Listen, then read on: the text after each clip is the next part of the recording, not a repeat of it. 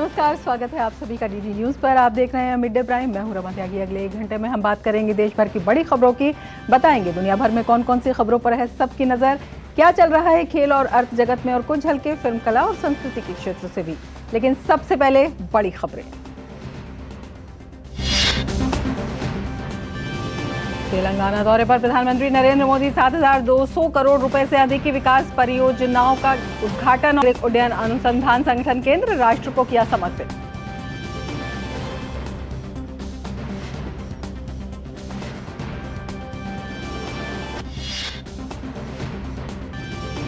तेलंगाना के संगारेड्डी में विशाल जनसभा को संबोधित करते हुए विपक्ष के परिवारवाद पर जमकर बरसे प्रधानमंत्री। कहा, विपक्ष कहता है परिवार पहले, मोदी कहता है देश पहले। परिवारवादी पार्टियों ने अपने परिवार के हित के लिए देश हित की बलि चढ़ा दी।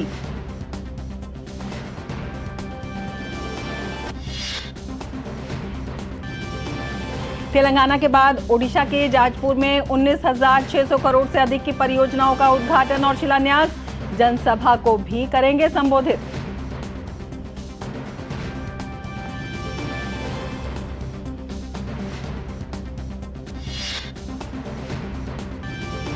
भाजपा ने तेज की लोकसभा चुनाव की तैयारियां। गृह मंत्री अमित शाह महाराष्ट्र में लोकसभा चुनाव प्रबंधन समिति और कोर कमेटी की बैठक में होंगे शामिल। युवा सम्मेलन के साथ जनसभा को करेंगे संबोधित।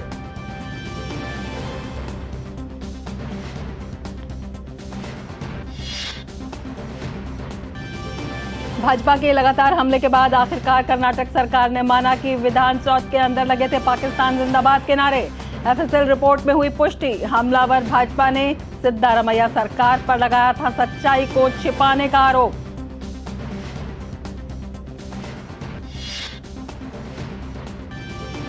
विदेश मंत्री डॉक्टर एस जयशंकर आज से 3 दिन के कोरिया गणराज्य और जापान के दौरे पर। सियोल में दक्षिण कोरिया के प्रधानमंत्री हान डक-सू से आज की मुलाकात। दक्षिण कोरिया के व्यापार मंत्री, राष्ट्रीय सुरक्षा निदेशक और थिंक टैंक से मिले विदेश मंत्री। व्यापार, आर्थिक सहयोग, इंडो पैसिफिक जैसे वैश्विक मुद्दों पर हुई चर्चा। और पेरिस ओलंपिक के लिए क्वालिफाई करके भारतीय टेबल टेनिस टीम ने रचा इतिहास। पहली बार ओलंपिक में टीम इवेंट में हिस्सा लेंगी महिला और पुरुष टीम। और अब बड़ी खबरों पर विस्तार से नजर।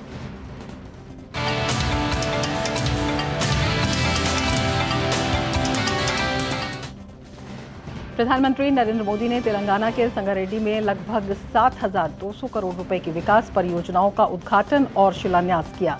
इन परियोजनाओं में सड़क, रेल, पेट्रोलियम और प्राकृतिक गैस जैसे कई प्रमुख क्षेत्र शामिल हैं। प्रधानमंत्री ने 3 राष्ट्रीय राजमार्ग परियोजनाओं का उद्घाटन और शिलान्यास किया। इस बेहतर कनेक्टिविटी से क्षेत्र में पर्यटन के साथ साथ आर्थिक गतिविधि और उद्योगों को भी बढ़ावा मिलेगा। प्रधानमंत्री ने इंडियन ऑयल पारादीप हैदराबाद उत्पाद पाइपलाइन का भी उद्घाटन किया। पीएम ने प्रधानमंत्री हैदराबाद में नागरिक उड्डयन अनुसंधान संगठन केंद्र राष्ट्र को समर्पित किया। भारतीय विमानपत्तन प्राधिकरण ने इसे नागरिक उड्डयन क्षेत्र में अनुसंधान और विकास गतिविधियों को और बेहतर करने के लिए हैदराबाद के बेगमपेट हवाई अड्डे पर स्थापित किया है।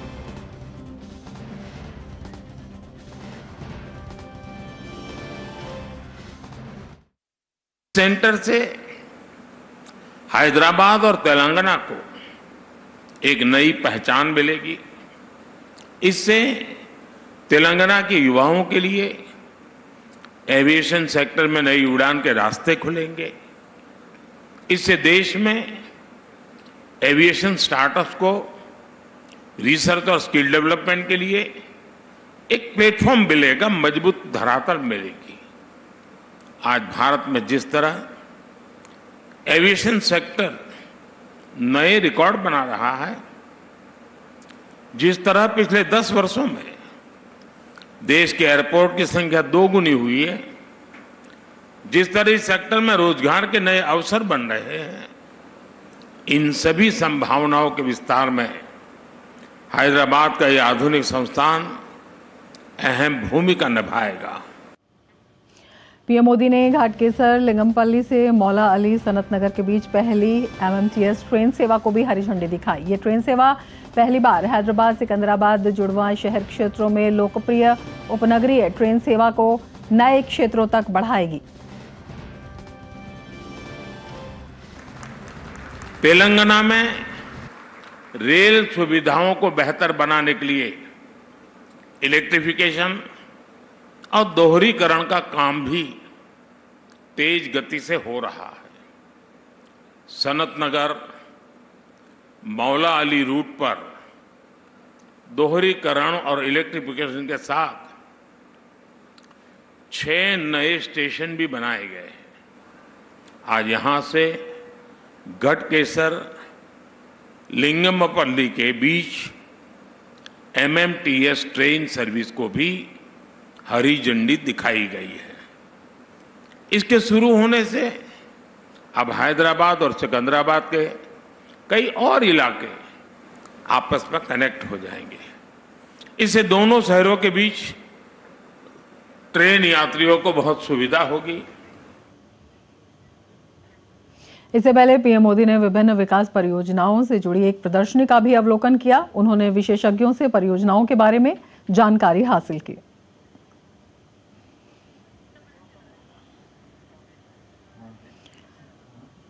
तो प्रधानमंत्री ने एक प्रदर्शनी का भी निरीक्षण किया, जहां पर विभिन्न विकास के जो आयाम हैं उनको दर्शाया गया है और कई हजार करोड़ की परियोजनाओं का शिलान्यास और उद्घाटन प्रधानमंत्री ने किया।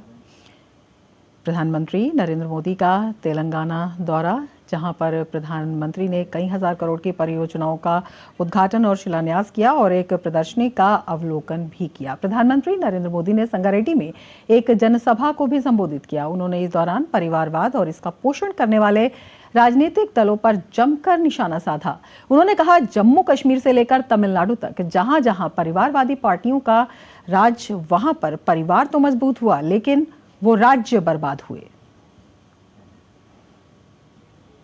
आज जब मोदी आपसे और आपके परिवार को दी गई गारंटी को पूरा करने में लगा है, तो कांग्रेस और उसके साथी मोदी को, मोदी के परिवार को गाली देने पर उतर आए हैं। ये गाली क्यों दे रहे हैं पता है? ये मोदी उनको आंखों में चुभता क्यों है? इसका कारण है, मैं इनके सैकड़ों हजारों करोड़ रुपयों के घोटालों की पोल खोल रहा हूं। मैं इन लोगों के परिवार के खिलाफ, परिवारवाद के खिलाफ आवाज उठाता हूं। मैं सही करता हूं नहीं करता हूं? आप जम्मू कश्मीर से लेकर तमिलनाडु तक देखिए, जहां जहां परिवारवादी पार्टियां राज कर रही हैं, वो परिवार तो मजबूत हुआ, लेकिन वो राज्य बर्बाद हुआ है कि नहीं हुआ है? वो परिवार मजबूत हो गए, वो राज्य मजबूत नहीं हुआ। जब मैं परिवारवाद का विरोध करता हूं, जब मैं कहता हूं कि परिवारवाद लोकतंत्र के लिए खतरा है, जब मैं कहता हूं कि परिवारवाद नई टैलेंट को उभरने नहीं देता, जब मैं कहता हूं कि परिवारवाद युवाओं का अवसर रोकता है, तो ये लोग जवाब नहीं देते हैं। उल्टा क्या कहते हैं? ये कहते हैं मोदी का कोई परिवार ही नहीं है। क्या परिवार वालों को चोरी करने का लाइसेंस मिल गया है क्या? ना तुम्हारा परिवार है इसलिए चोरी करने की छूट। आगे बढ़ेंगे मिड डे प्राइम में, लेकिन उससे पहले लेते हैं एक ब्रेक। आप देखते रहिए डीडी न्यूज। मोदी सरकार की गारंटी, सबका अपने पक्के घर का सपना होगा पूरा। 4 करोड़ पक्के घरों का निर्माण, हमारा संकल्प विकसित भारत। यारो, शादी तो मैं प्रीति से ही करूंगा। कॉलेज टॉप करके अच्छी सी नौकरी लूंगा, झट से प्रीति को प्रपोज कर दूंगा और फैमिली हॉलिडे स्पेन में। वाह यार, मैं तेरी प्लानिंग का बड़ा फैन। तू आज ही SBI में अपना सेविंग्स अकाउंट ओपन कर ले और अपने स्पेन हॉलिडे की सेविंग शुरू कर दे। SBI सेविंग्स अकाउंट के साथ पाइए सेफ, सिक्योर, कन्वीनियंट बैंकिंग और ग्रेट कस्टमर सर्विस। SBI, देश का फैन। पॉलिसी बाजा करा जिदुषा होके नो हिताकुशी। समझ में आया? मैंने कितनी बार हिंदी में समझाया कि पॉलिसी बाजार से कंपेयर करके कार इंश्योरेंस पे 8,000 रुपए तक बचा सकते हो, पर कुछ लोगों को अभी तक समझ नहीं आया, तो मैंने सोचा जापानी में समझा देता हूँ। सायोनारा।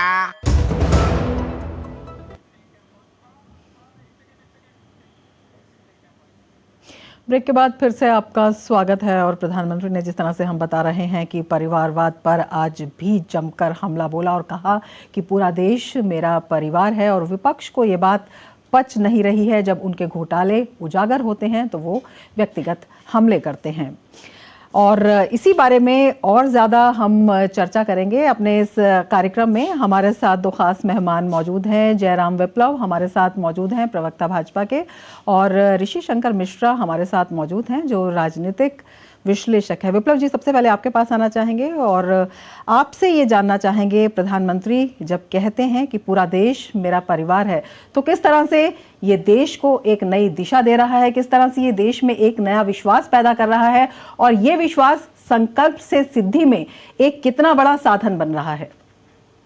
देखिए, प्रधानमंत्री जी आज जब कह रहे हैं तो इसके पहले भी उन्होंने हमेशा से कहा है। जब प्रधानमंत्री जी गुजरात के मुख्यमंत्री थे तब वो एक मुख्यमंत्री के तौर पर 6.5 करोड़ गुजरातियों की बात करते थे। जब वो देश के प्रधानमंत्री बनकर आए तब की जनसंख्या के अनुरूप 125 करोड़ हिंदुस्तानियों की बात करते थे। इसमें भावना भी है, कर्तव्य भी है। कर्तव्य है सबको एक समान रूप से देखने का, सबको एक समान योजनाएं पहुंचाने का, पूरे देश में एक समान विकास पहुंचाने का। और ये वही प्रधानमंत्री हैं जो 2014 से अब तक लगातार अपनी दीपावली, अपना होली ये देश के सैनिकों के साथ किसी न किसी सीमावर्ती क्षेत्र में मनाते आए हैं। ये उनका लगाव है, ये उनका प्रेम है। नरेंद्र मोदी जी तो हमेशा से 140 करोड़ हिंदुस्तानियों को अपना परिवार मानकर ही काम करते रहे।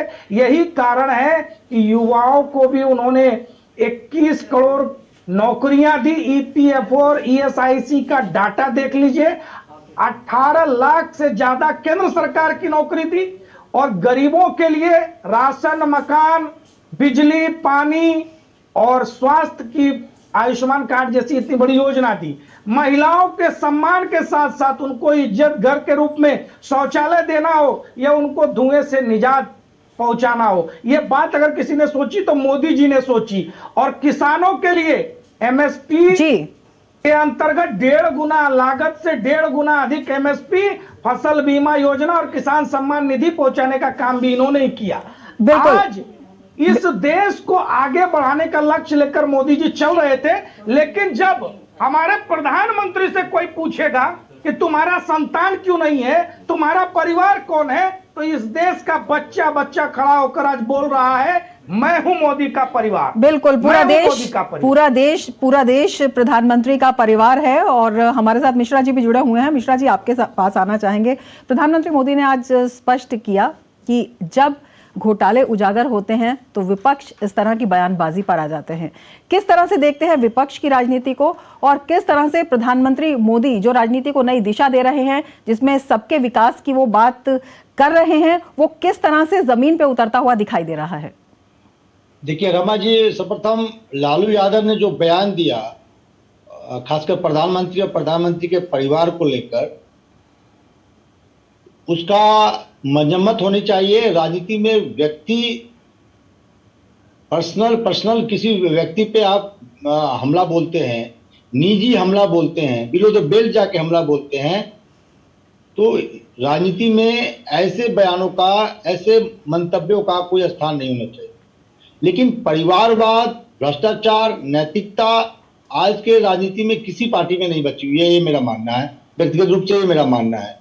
और परिवारवाद क्या है, इसका छोटा सा एग्जाम्पल मैं देता हूं। इसी टीवी डिबेट में 3 लोग बैठे हैं। जयराम विप्लव जी से आप पूछिए कि कई वर्षों से जयराम विप्लव जी जो हमारे अच्छे मित्र हैं, जयराम विप्लव मुझे लगता है कि 10 वर्षों से भाजपा से जुड़े हुए हैं, और बांसुरी स्वराज को भाजपा में जुड़े हुए मुझे लगता है 1 साल या 2 साल भी नहीं हुआ होगा।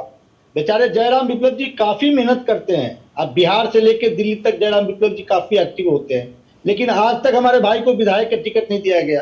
और बांसुरी स्वराज जिनको 1 साल भी नहीं हुआ भाजपा में एंट्री लिए हुए, उनको सांसद का टिकट थमा दिया जाता है, वो भी किनका टिकट काट के? केंद्रीय मंत्री मीनाक्षी लेखी का टिकट काट के। तो इसी को परिवारवाद कहते हैं, और इस परिवारवाद के दम से हर पार्टी कहीं ना कहीं इस परिवारवाद में शामिल है। क्या जयराम विप्लव एक विधायक या सांसद के टिकट के हकदार नहीं है? क्या इस युवा में जयराम विप्लव में क्या किस चीज की कमी है? बासुरी स्वराज में वो क्या है जो जयराम भाई में नहीं है? मिश्रा जी इस पे एक सवाल ये भी आ जाता है कि जब नए चेहरे हैं, जब नए चेहरों को प्रतिनिधित्व दिया जाता है, अभी तक तो पार्टियों में यही देखा जाता था कि कुछ लोगों का नाम जो है फिक्स रहता था, लेकिन उन नए चेहरों को क्या चांस इसलिए नहीं दिया जाए क्योंकि वो किसी राजनीतिक परिवार से संबंधित है, या फिर उनकी जो प्रतिभा है उनको आगे ना आने दिया जाए? एक तरह से एक नई तरह की राजनीति हम ये कहते हैं जब सबको समान अवसर मिल रहा है, जब नए लोग भी सामने आ रहे हैं जो जमीनी कार्यकर्ता है। अगर हम बीजेपी की पहली लिस्ट की बात करते हैं तो जमीनी कार्यकर्ता जो है जिन्होंने काम किया है उनको वहां पर प्रतिनिधित्व मिलता हुआ दिखाई देता है। विप्लव जी आपके पास आना चाहेंगे, क्या आप सहमत हैं इस बात से? देखिए, मैं एक छोटी सी बात कहता हूं, भारत का संविधान सबके ऊपर समान रूप से लागू होता है, सबको चुनाव में प्रतिनिधित्व करने का, चुनाव में पार्टिसिपेट करने का इजाजत देता है। कोई भी व्यक्ति इस कारण से बाहर नहीं हो सकता या उसको अछूत नहीं हम रख सकते, उसको डिस्क्वालीफाई नहीं मान सकते कि वो किसी राजनीतिक परिवार से जुड़ा है। लेकिन एक ही राजनीतिक परिवार का व्यक्ति जब पार्टी के तमाम शीर्ष पदों पर कब्जा करके बैठ जाए, मुख्यमंत्री भी वही रहे, प्रधानमंत्री भी उसी परिवार से हो, अध्यक्ष भी उसी परिवार से हो, महामंत्री भी उसी परिवार से हो, इसको परिवारवाद कहते हैं। और भारतीय जनता पार्टी में ऐसा कतई नहीं है। वहां मेरे जैसे करोड़ों जयराम विप्लव हैं जो विधानसभा भी जा रहे हैं, लोकसभा भी जा रहे हैं, राज्यसभा भी जा रहे हैं, मुख्यमंत्री भी बन रहे हैं। अरे भाई, आपको उदाहरण बताता हूं, ऋषि जी चुनी चुकी आपने व्यक्तिगत चर्चा कर दी, मोहन यादव जी, आज आश्चर्य हो रहा है लोगों को कि मोहन यादव जी मुख्यमंत्री बन गए। 1993 में एक 28-29 साल के युवा के रूप में टिकट मिला, वापस ले लिया गया। 2003 में टिकट मिला, फिर किसी परिस्थिति के कारण वापस हो गया, लेकिन 2013 में विधायक बने, आज मुख्यमंत्री हैं। हर कोई इस पार्टी में कार्यकर्ता के रूप में काम करके ही आता है। आप जिन बासुरी स्वराज जी की बात कर रही हैं, उन्होंने भी पार्टी में कार्यकर्ता के तौर पर ही शुरुआत की, पार्टी के संगठन में ही काम किया है। यहां कोई पैदा होते ही सीधे मुख्यमंत्री पद का, उप मुख्यमंत्री पद का, पार्टी के राष्ट्रीय अध्यक्ष पद का दावेदार नहीं हो जाता। मोदी जी ने भी सदन के अंदर कहा, यह पार्टी किसी एक व्यक्ति की पार्टी नहीं है, यह करोड़ों कार्यकर्ताओं द्वारा सिंचित पार्टी है और उन समर्थकों के सहयोग से चलने वाली पार्टी है जो भारत को एक विकसित भारत देखना चाहती। बिल्कुल ऋषि जी, देखिए विप्लव जी ने आपका जवाब दिया है, बड़े सटीक तरीके से दिया है, आपने उनका उदाहरण दिया, उन्होंने ही अपने शब्दों में जवाब दे दिया। आपसे हम ये पूछना चाहेंगे, पीएम ने जो परिवारवाद पर निशाना साधा है वो दशकों से जो कई सिर्फ दो परिवार, सिर्फ एक परिवार, वो ही विभिन्न राज्यों में, उन्हीं के बच्चे विभिन्न राज्यों में दिखाई देते थे, उन्हीं को प्रतिनिधित्व मिलता था, उनकी वजह से वहां पर जो करप्शन हुआ, वहां पर जो भ्रष्टाचार हुआ, वहां पर जो आम आदमी को मौका नहीं मिला, वो उन्होंने बात की है। और उसके एवज में प्रधानमंत्री पर व्यक्तिगत हमला करना, अगर देश की बात कर रहे हैं तो देश की बात करें, परिवार की बात करना कि परिवार नहीं है, संतान नहीं है, तब प्रधानमंत्री मोदी कहते हैं कि पूरा देश मेरा परिवार है, एक एक परिवार की संतान मेरी संतान है। तो ये किस तरह से एक नई दिशा देने का प्रयास है, इस पर आप क्या कहना चाहेंगे? रमा जी मैंने पहले कहा व्यक्तिगत हमला राजनीति में नहीं होनी चाहिए। और ये भी पूछना चाहेंगे, इन व्यक्तिगत हमलों की वजह, ऋषि जी, ये जो व्यक्तिगत हमले हैं इनकी वजह क्या है? क्या विपक्ष के पास कोई मुद्दा नहीं है या विपक्ष के पास अब इस राजनीति का कोई जवाब नहीं है? देखिए, मेरा ये मानना है कि राजनीति में चाहे भाजपा के लोग कांग्रेस के लोगों पे व्यक्तिगत हमला बोलते हो, या कांग्रेस या कल परसों लालू यादव ने जिस प्रकार से आदरणीय प्रधानमंत्री के लिए व्यक्तिगत हमले किए, उसकी निंदा होनी चाहिए, मजम्मत होनी चाहिए। लेकिन जयराम भाई ने मेरे सवालों का जवाब नहीं दिया। जयराम भाई को मैं पर्सनली जानता हूं, 10 वर्षों से अथक प्रयास नहीं, ये व्यक्तिगत हम किसी एक व्यक्ति की बात नहीं कर रहे हैं, प्रतीक स्वरूप हो रहा है। हम बात कर रहे हैं पूरे देश की, हम बात कर रहे हैं जन जन की, हम बात कर रहे हैं जन जन के युवा की। ऋषि जी, जन जन के युवा की बात कर रहे हैं। मैं भाई तो जयराम विप्लव आपको युवा नहीं दिख रहे हैं क्या? देखिए कितना बिल्कुल युवा है, बहुत सटीक उन्होंने जवाब दिया है। उन्होंने तो कहा है कि देश के हर युवा को मौका मिला है, प्लेटफॉर्म मिल रहा है, तमाम जो विषय थे वो धराशायी हो रहे हैं। बांसुरी स्वराज को इसलिए टिकट दिया गया क्योंकि सुषमा स्वराज की बेटी है। नहीं, देखिए आप किसी एक नाम को लेकर आप किसी एक नाम को लेकर विरोध नहीं कर सकते हैं ऋषि जी। आप, ये एक व्यापक चर्चा है, ये एक व्यापक चर्चा है। देश में जिस तरह से प्रतिनिधित्व मिल रहा है हम उसकी बात कर रहे हैं। आप किसी एक नाम के पीछे पड़ जाए। विप्लव जी आपके पास आना चाहेंगे, आपसे जानना चाहेंगे, राजनीति में आप हैं, युवा आपके साथ हैं, किस तरह से युवाओं में उत्साह बढ़ा है? देखिए 21 साल की उम्र में भारत की सबसे बड़ी लोकतांत्रिक पार्टी के युवा मोर्चा के राष्ट्रीय टीम में आने का अगर जयराम विप्लव को अवसर मिला तो क्योंकि ये भाजपा है, यहां मेरे पिता का नाम, मेरी जाति किसी ने नहीं पूछी, इसीलिए मैं आज इतनी कम उम्र में पार्टी का पक्ष यहां रख रहा हूं। दूसरी चीज इनकी देखिए सोच का दायरा है, ऋषि जी हो या लालू प्रसाद यादव हो या राहुल गांधी हो, सोच का दायरा है। एक परिवार है जो भारत की संस्कृति कहती है वसुधैव कुटुंबकम, पूरा विश्व मेरा परिवार है। और दूसरी तरफ क्या सोच है कि मेरी बीवी, मेरा बेटा, मेरी बेटी, और उसके अलावा जो दूसरे परिवार से किसी बेटी को बहू बना कर लाए उसको भी आधी रात को मारपीट के सड़क पर भेज दो। ये लालू परिवार की संकीर्ण और घटिया सोच है। ये उनके यहाँ महिलाओं की इज्जत है, ये उनके यहाँ महिलाओं का सम्मान है। तो बृहत्तर परिवार कैसे चलता है ये तो भारत की संस्कृति में रचा बसा है। जहां विवेकानंद जी शिकागो गए, धर्म संसद में उन्होंने क्या संबोधन दिया? मेरे अमेरिकी भाइयों और बहनों, मिनटों तक तालियां बजती रही। ये है वसुधैव कुटुंबकम, और उसी विचार से प्रेरित है मोदी जी का मेरा भारत मेरा परिवार।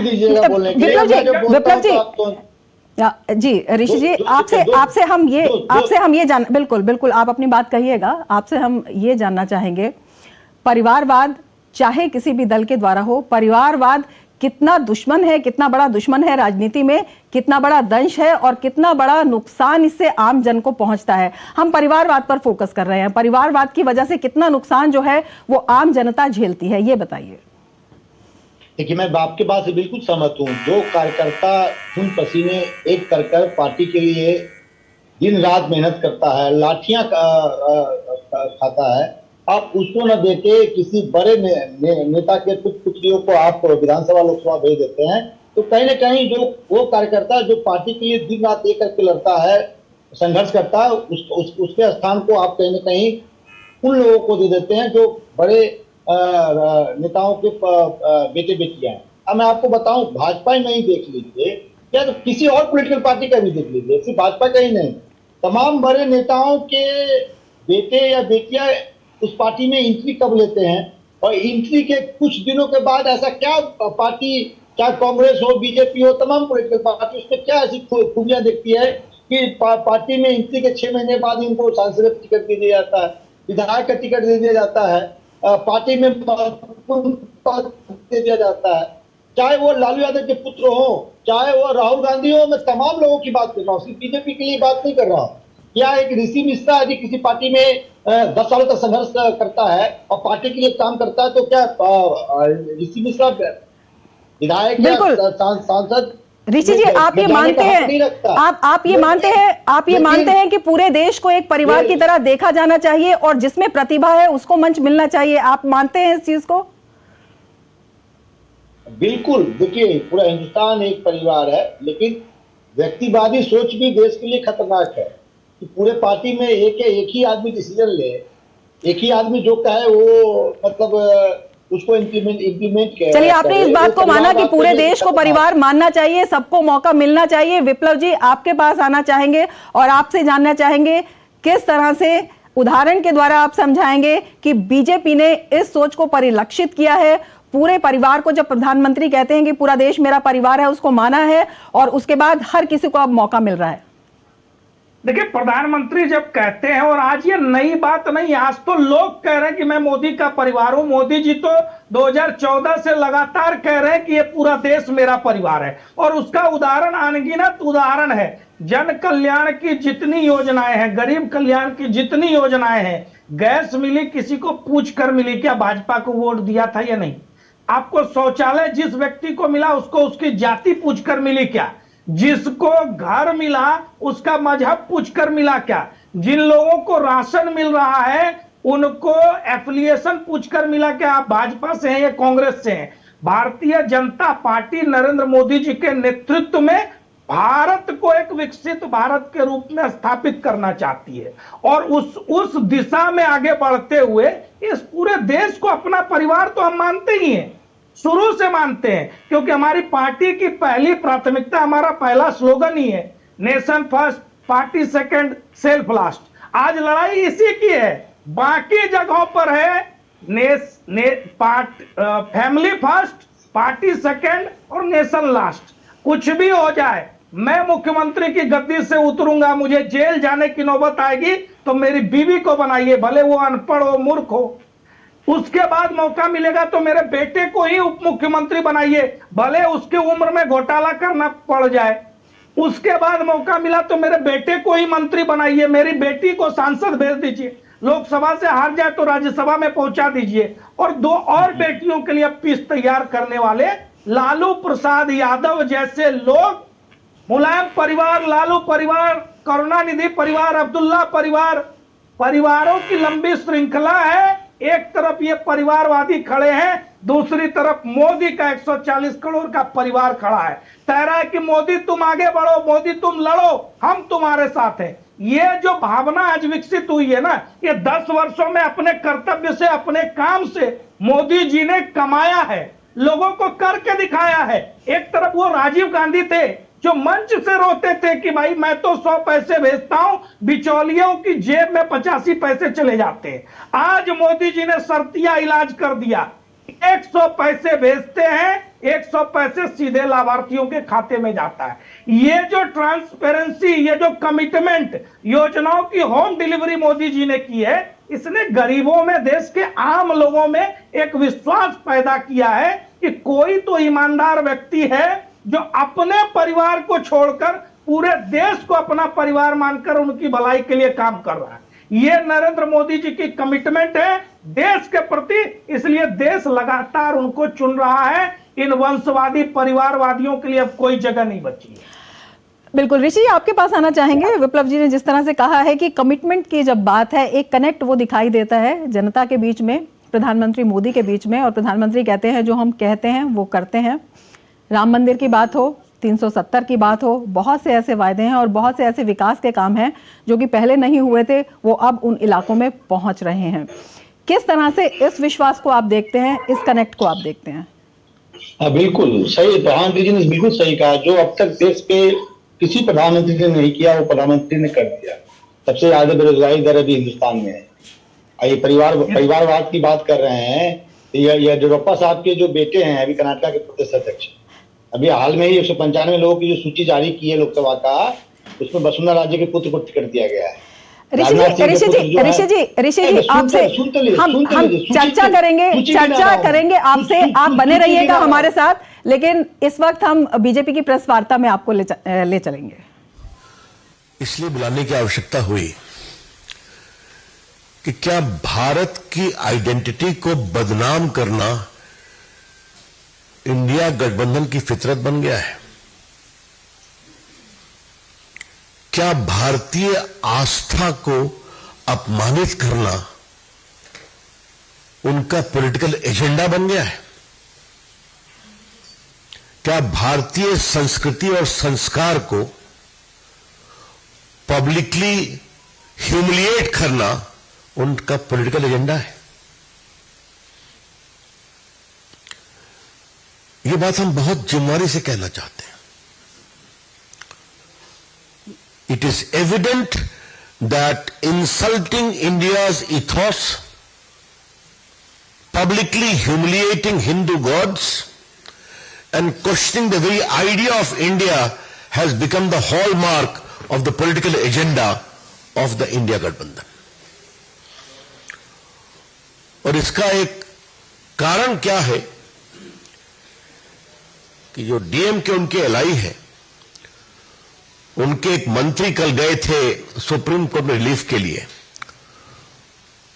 बाकी उनका मैटर सब जुडिस से मुझे टिप्पणी नहीं करने की। सुप्रीम कोर्ट ने एक बहुत बड़ी बात कही कि you take undue liberty with the freedom of speech and you come to the Supreme Court. Stalin ने क्या क्या बोला था आपको मालूम है। उनके दूसरे पार्टी के नेता ए राजा है, उन्होंने एक भाषण दिया है। मोदी जी पर क्या बोला है मैं अलग से आऊंगा, लेकिन वो जो बात कहना चाह रहे हैं, India is not a nation, understand this well, India is never a nation, one nation means one language, one tradition, one culture, then only it is nation. India is not a nation but a subcontinent. ये माओवादी विचारधारा है, आपकी जानकारी के लिए। Tamil is one nation, Oriya is one nation. फिर कहते हैं if this is your Jai Shri Ram, if this is your Bharat Mata की जय, we will never accept that Jai Shri Ram and Bharat Mata. Tamil don't accept, you go and tell we are enemies of Ram. हमने उनके तमिल भाषण का पूरा अनुवाद मेरे पास है, मैं रिपीट कर रहा हूं। If this is your Jai Shri Ram, if this is your Bharat Mata की जय, we will never accept that Jai Shri Ram and Bharat Mata की Jai. Tamil Nadu won't accept, you go and tell we are enemies of Ram. ये महाशय वही है जो 2G घोटाले में भयंकर आरोपी थे। लोअर कोर्ट का एक फैसला आया है, which in my considered view as a student of law is a seriously questionable judgment। Appeal pending है, आप जानते हैं, उसके खिलाफ दिल्ली हाई कोर्ट में। और मैं उस महकमे का मंत्री रहा हूं, तो ये जो मंत्री थे तो क्या क्या उन्होंने किया काफी जानकारी है। लेकिन मेरा सवाल यह है कि ये टिप्पणी उनके एक नेता की है, इसके पहले स्टालिन की थी, वो MP भी है, संविधान की शपथ ली है।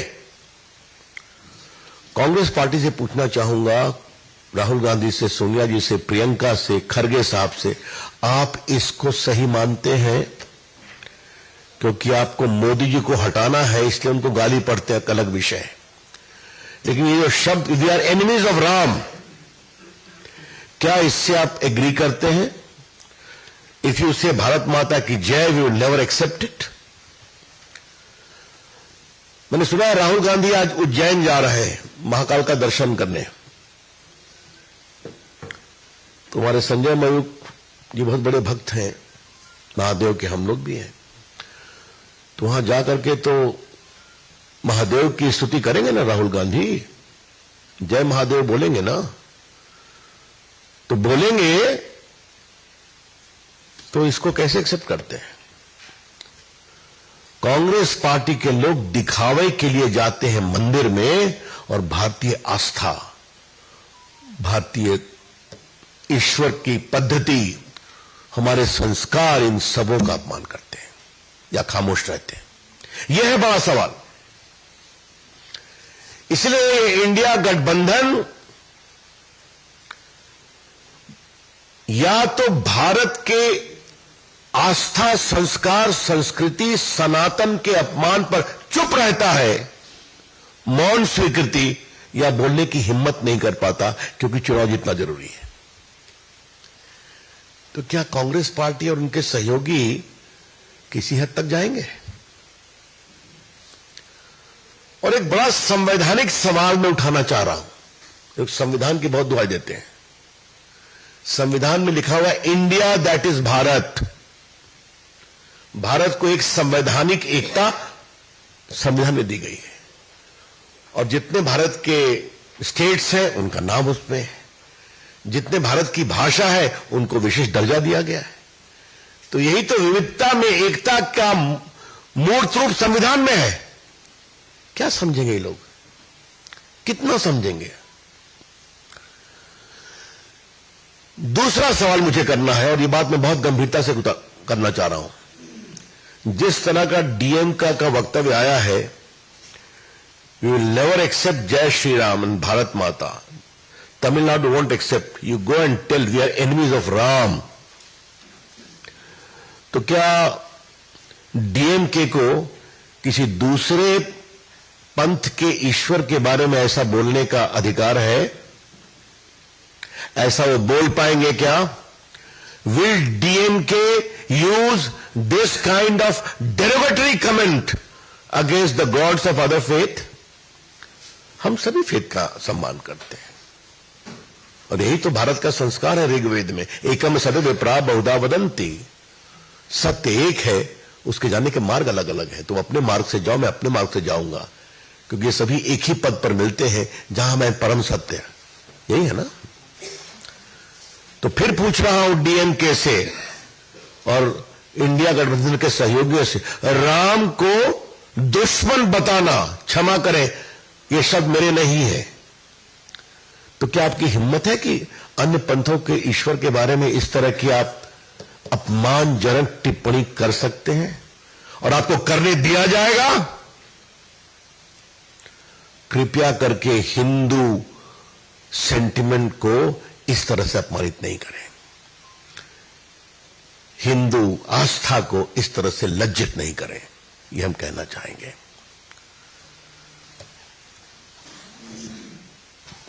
दो बातें और कहनी है। आप अपनी हताशा में मोदी जी को कितना गाली पढ़ेंगे?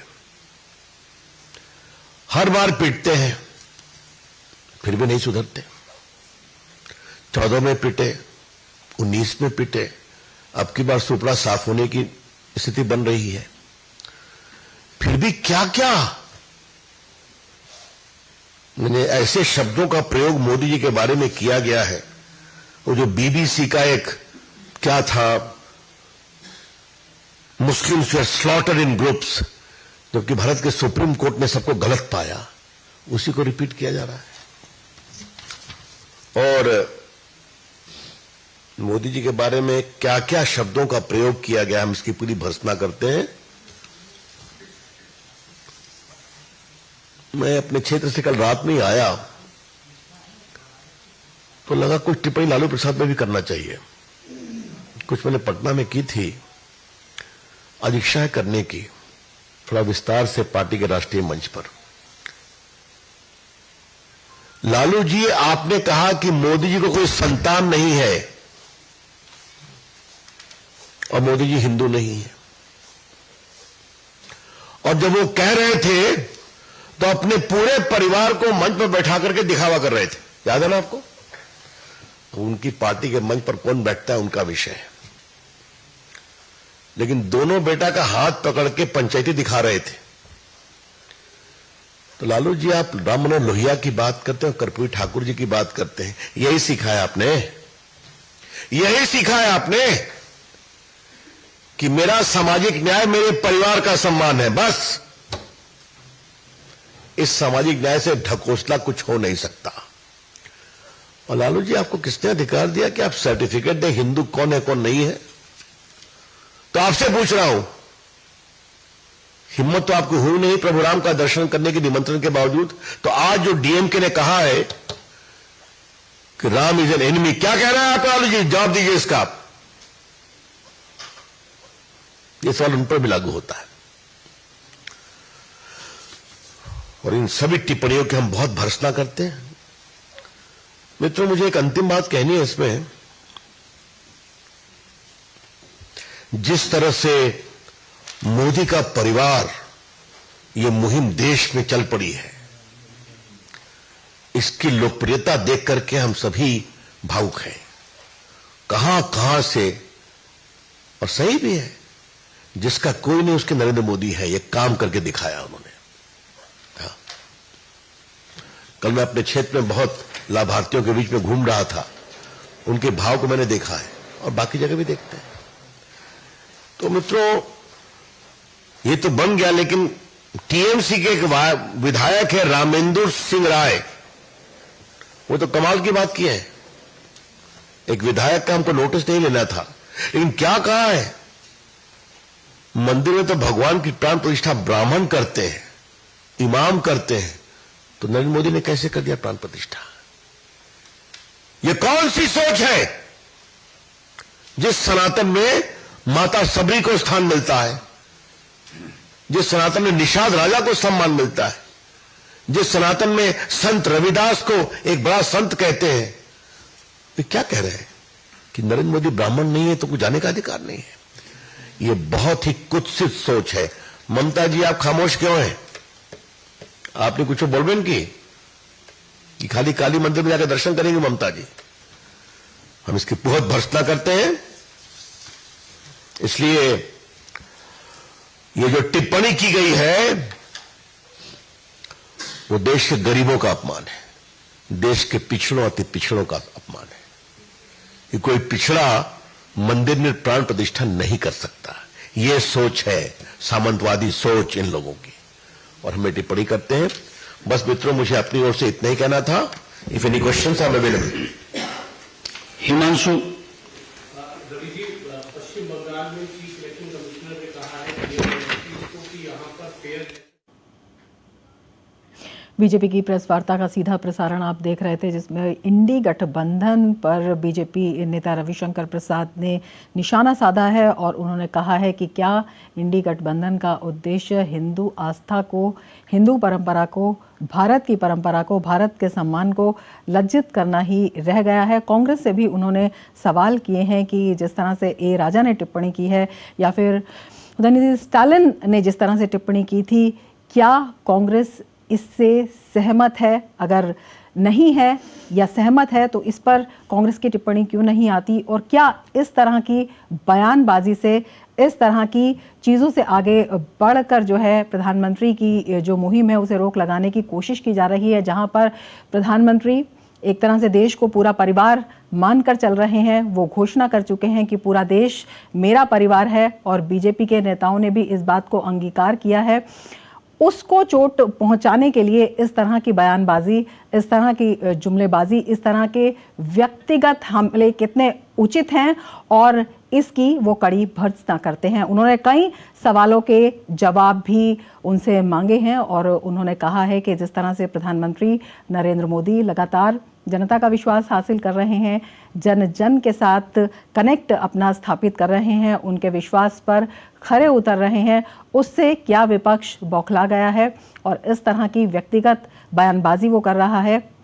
कई सवाल उन्होंने इंडी गठबंधन पर खड़े किए हैं और कई सवाल उन्होंने कांग्रेस पर भी खड़े किए हैं और उन्होंने कांग्रेस से उसका जवाब मांगा है। और उन्होंने ये भी कहा है कि इस तरह की बातों से, इस तरह के हमलों से ये साफ साबित होता है कि कहीं ना कहीं इंडी गठबंधन व्यक्तिगत आरोप प्रत्यारोप पर उतर आया है और इसमें बहुत ज़रूरी है कांग्रेस को स्पष्टीकरण देना कि इंडी गठबंधन के जो विभिन्न दल हैं वो जिस तरह के बयान दे रहे हैं, वो जिस तरह की जुमलेबाजी कर रहे हैं, वो जिस तरह के आरोप लगा रहे हैं, उससे कांग्रेस कितनी सहमत है। हम अपने संवाददाता से इस बारे में बात करेंगे, लेकिन एक बार फिर से आपको बता दें, वरिष्ठ बीजेपी नेता रविशंकर प्रसाद ने कड़ा निशाना साधा है इंडी गठबंधन पर और इसके साथ ही उन्होंने कहा है कि प्रधानमंत्री नरेंद्र मोदी बिना कोई परवाह किए लगातार अपने देश को परिवार मानकर विकास की यात्रा को आगे बढ़ा रहे हैं, लगातार अपने परिवार के हित को सर्वोपरि मानकर चल रहे हैं। उनके लिए, बीजेपी के लिए, प्रधानमंत्री मोदी के लिए जो देश हित है वो सर्वोपरि है, लेकिन जो अन्य पार्टियां हैं वो अपने परिवारवाद के दंश से अभी तक उबर नहीं पा रहे हैं। हमारे संवाददाता शैलेंद्र मिश्र हमारे साथ जुड़े हुए हैं और ज्यादा जानकारी के साथ। शैलेंद्र, आपसे जानना चाहेंगे, वरिष्ठ बीजेपी नेता रविशंकर प्रसाद ने जिस तरह से निशाना साधा है इंडी गठबंधन पर और जिस तरह से सवाल खड़े किए हैं, उनसे क्या संदेश निकल कर आता है और किस तरह का औचित्य उससे निकल कर आ रहा है सामने?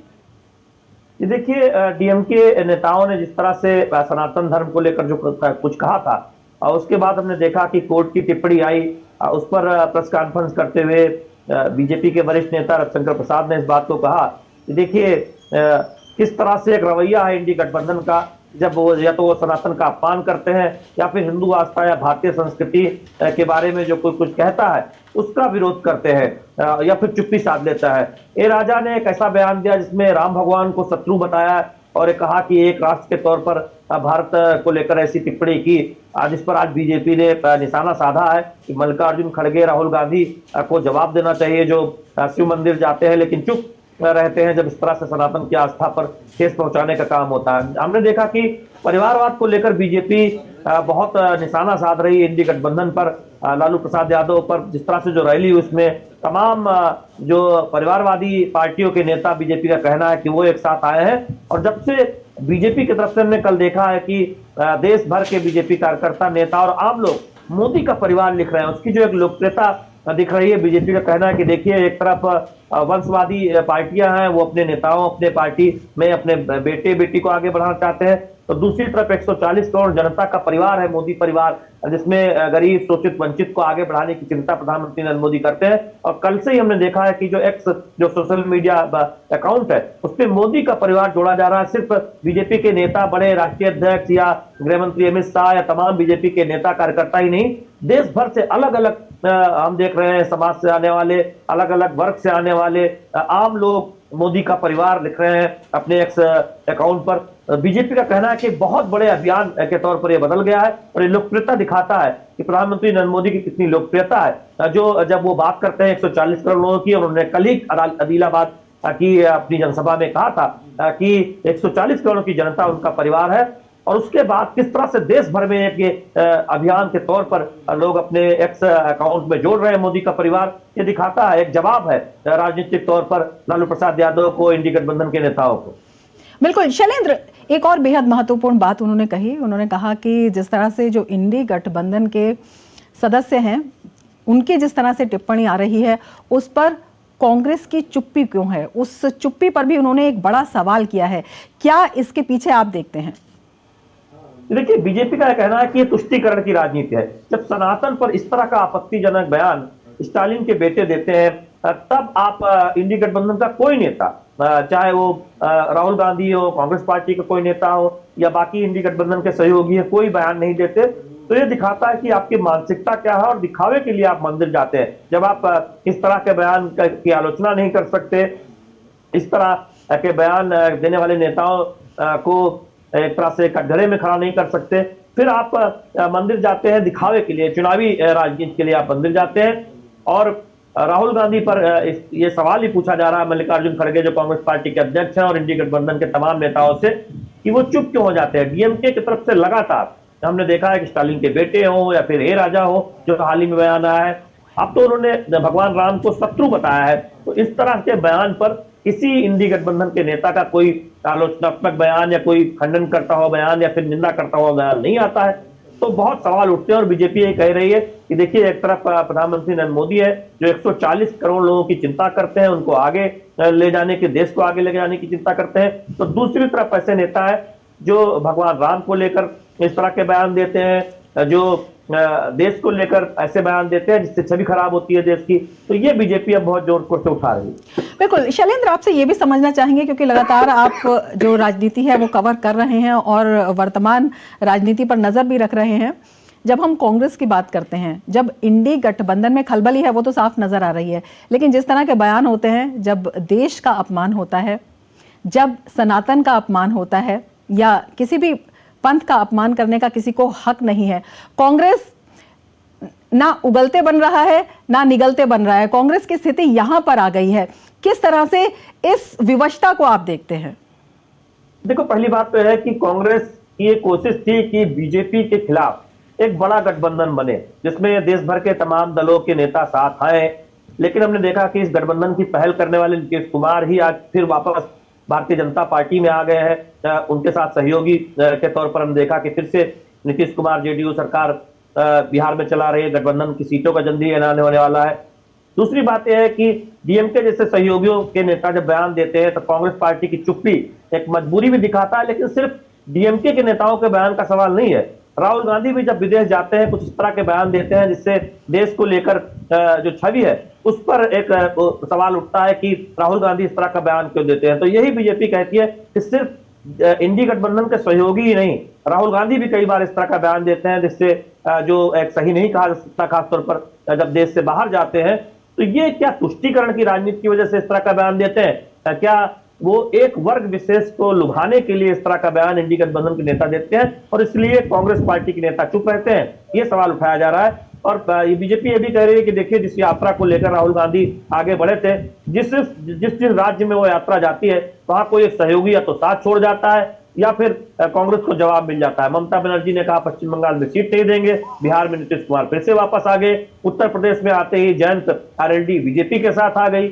और इस तरह के तमाम एक तरह से देखें राजनीतिक घटनाक्रम हो रहे हैं जो कांग्रेस को एक के बाद एक झटका दे रहे हैं। हमने गुजरात में देखा अर्जुन मोढवाडिया जैसे नेता वो कांग्रेस से छोड़कर बीजेपी में शामिल हुए।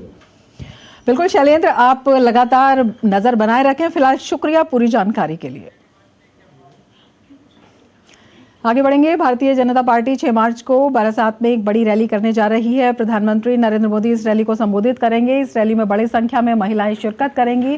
प्रदेश बीजेपी ने इस रैली को लेकर खासी तैयारी की है। पश्चिम बंगाल बीजेपी के प्रदेश अध्यक्ष सुकांत मजूमदार से हमारे संवाददाता नीरज सिंह ने खास बात की।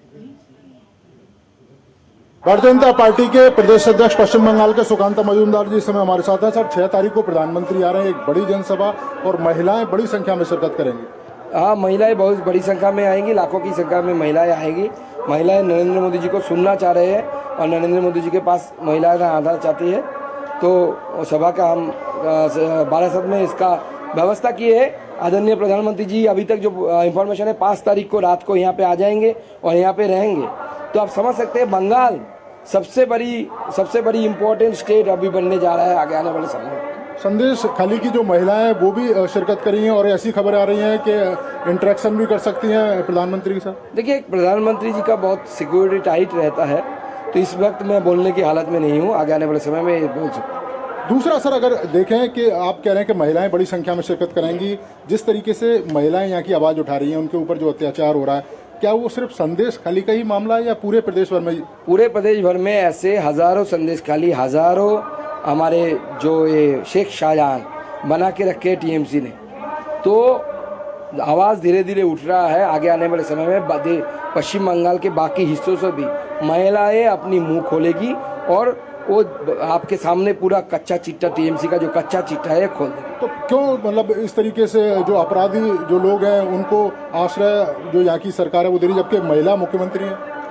देखिए, ममता बनर्जी ने पूरे राज्य को लीज दे दिया है शेख शाहजहां जैसे लोगों के हाथों में, और ये लोग जहाँ पे ममता बनर्जी को उस इलाके में इलेक्शन जितवाते हैं वोट लूट करके, फेक वोटिंग करके, और उसके बाद वो लोग 5 साल के लिए उसको लीज मिल जाता है, जो चाहे वहाँ पे कर सकते हैं। धन्यवाद। तो ये थे हमारे साथ सुकांता मजूमदार जो बता रहे थे कि किस तरीके से बंगाल, पश्चिम बंगाल और खासतौर से संदेश खाली जो जगह है वहाँ पर किस तरह से अत्याचार हो रहा है, और इसके साथ ही बड़ी संख्या में ऐसे अपराधियों को जो राज्य सरकार है वो आश्रय दे रही है। और ये सिर्फ केवल संदेश खाली का ही मामला नहीं है, पूरे पश्चिम बंगाल में इस तरह की घटनाएं हो रही हैं। कैमरामैन ललित के साथ नीरज सिंह, डीडी न्यूज़, कोलकाता।